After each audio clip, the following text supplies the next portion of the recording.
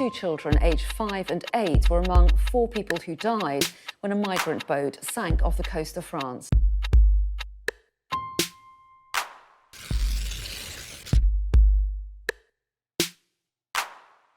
Stories of desperate people trying to cross the English Channel in small boats have dominated headlines for a number of years now. It's no longer surprising to see photos of men, women and children who have fled war, persecution and poverty in their home countries arriving on UK shores to seek asylum. Sadly, we know the journey can be deadly. Many people, including children, have lost their lives while trying to make the crossing. The number of migrants who crossed in 2021 has already eclipsed all crossings from 2020, and we've seen the numbers crossing in single days reaching record-breaking proportions, sometimes in the hundreds. While there has been some sympathy, the crossings have been met with hostility. This sentiment has no doubt been fueled by social media. Nigel Farage began filming himself on the Kent coast watching small boats pull into the shore and made public claims that they have no right to be in Britain. That we will not accept anybody into this country, even if they're refugees, if they come via this route. Home Secretary Priti Patel has also been accused of stoking hate for asylum seekers by continually stressing that they are illegal migrants. We will deem their claim as inadmissible and make every effort to remove those who enter the UK legally. Amid all this anger, it is crucial to highlight some of the facts that get lost in the headlines. The Channel crossing figures do look stark. The number of people arriving jumped from 297 in 2018 to more than 10,000 in 2021. Given that 5 years ago we barely saw anyone making these dangerous journeys, it makes it look like there's been a dramatic increase in people trying to get to Britain. But in actual fact, asylum claims in the UK fell by 18% in 2020, with 26,900 in the year to March 2021. This is considerably lower than the number of applications the UK was receiving during the so-called refugee crisis of 2015, prompted by the war in Syria, when around 35,000 were claiming asylum in Britain. It's dwarfed further by the numbers at the turn of the millennium, which stood at around 80,000 per year. Comparing the UK to other countries in Europe makes the number look even smaller. In the 12 months to March of 2021, Germany received more than 122,000 asylum applications, over 3 times the UK intake, and France almost 94,000, more than double. Britain ranks 17th for asylum applicants in Europe when measured per head of population. Numbers may be set to rise slightly given the events unfolding in Afghanistan, but they're likely to remain far lower than in other parts of the world. So how can it be that there's been such a huge increase in the number of people crossing the Channel on dinghies, and yet the number of people claiming asylum in Britain has fallen? The reality is that people have been reaching Britain via unauthorised routes for years. It's the method of travel that has changed. Prior to 2019, the most common way of trying to reach the UK was by stowing away in lorries or vans, often paying people smugglers to facilitate the process. The Home Office never published figures on how many people arrived in this way, and to be fair, it was difficult to track because people would get out of the vehicles in whatever part of the country they ended up. But we know the numbers were very high. Since the so-called Calais jungle camp, which was a temporary home to 10,000 residents at one point, was dismantled in 2016, the British government has invested millions into border security to prevent another refugee camp from forming anywhere on the northern French coast. The extra money has gone on fencing, CCTV and other detection technology in Calais and other ports. This has made stowing away in UK-bound lorries a lot more difficult. And this is where the small boats come in. Smuggling gangs changed their strategy. Instead of charging people to get into lorries and other vehicles heading through the Channel Tunnel, they started getting hold of dinghies and sending people across the water itself, at a cost of around €3,000 per person. Most choose to remain in mainland Europe, but those who decide to risk the dangerous crossing to Britain usually do so because they have a family link in the UK, or they speak English, which they rightly recognise will give them a better chance at being able to work and integrate into society. So numbers of asylum seekers arriving in the UK are not rising. But it is true that there is a huge backlog in asylum claims waiting to be processed. I submitted a Freedom of Information request to the Home Office while working on a story about refugees. It shows that as of March 2021, 37,474 asylum seekers have been waiting more than a year for an initial decision, a process that the department has historically aimed to complete within 6 months. Shockingly, a separate FOI response showed that, when including the time taken for appeals, more than 1,200 asylum seekers in the system have waited more than 5 years, with 399 having waited more than a decade. Experts say there are a number of reasons behind this huge backlog.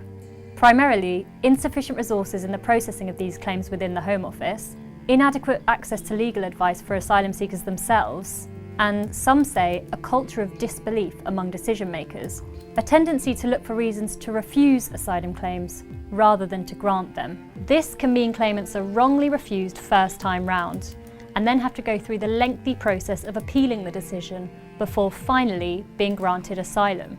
The psychological impact of these delays can be devastating. I've spoken to asylum seekers who've been waiting for a decision for years and years, during which they're usually unable to work and have to live in Home Office accommodation, surviving on less than £40 a week. One woman I spoke to waited 9 years from the age of 15 before getting any decision on her asylum claim. She didn't want to be named, but she told me the impact on her life had been massive. It was so difficult because, every day I used to wait for the post and hope that something will come. And I wasn't hoping to get granted status because I knew that having worked with other asylum seekers and refugees, I knew that the Home Office refuses almost everyone. So I was just hoping even for a refusal. It was just the waiting. It was so hard. Every day I used to check my emails, check my posts, see if I received anything. And we were stuck in mass accommodation, which was really filthy and disgusting. Yeah. Can't explain. It was like I was going around and I was stuck.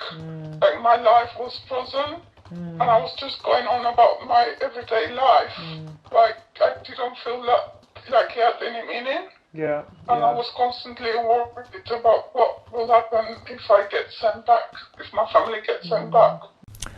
These delays also create problems for the Home Office when it comes to housing asylum seekers while they wait for decisions. The issue came to a head when the pandemic started, as coronavirus restrictions meant that the Home Office could not move people out of their asylum accommodation even once they did eventually get an outcome on their claim. The department had already been using some hotels to house asylum seekers before 2020.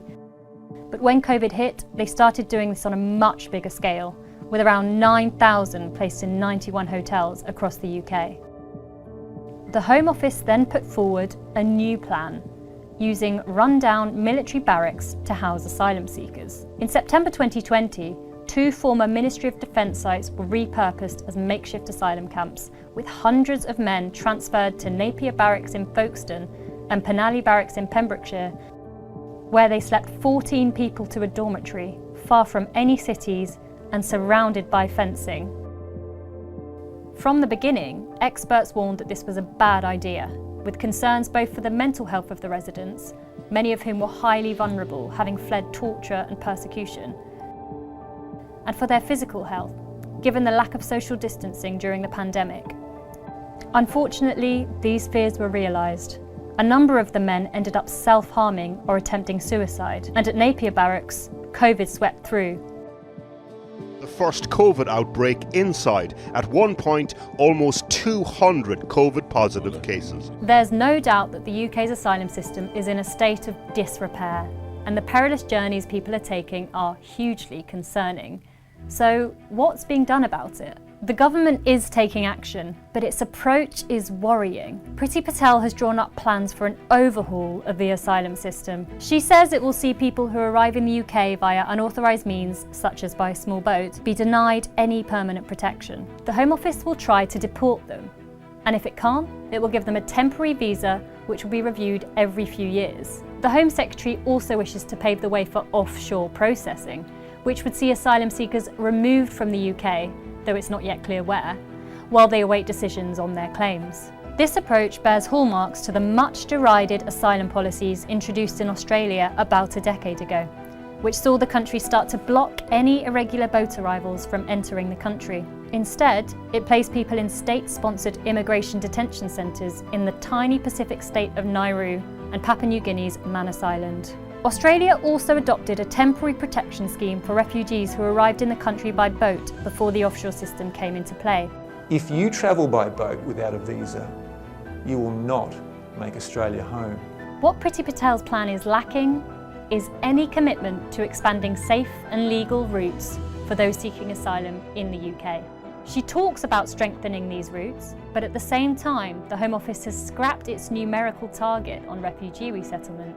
First, we will continue to provide safe refuge to those in need, strengthening support for those arriving through safe and legal routes. Following the Taliban takeover in Afghanistan, the Home Office introduced a scheme to resettle 5,000 people in its first year and up to 20,000 in the long term.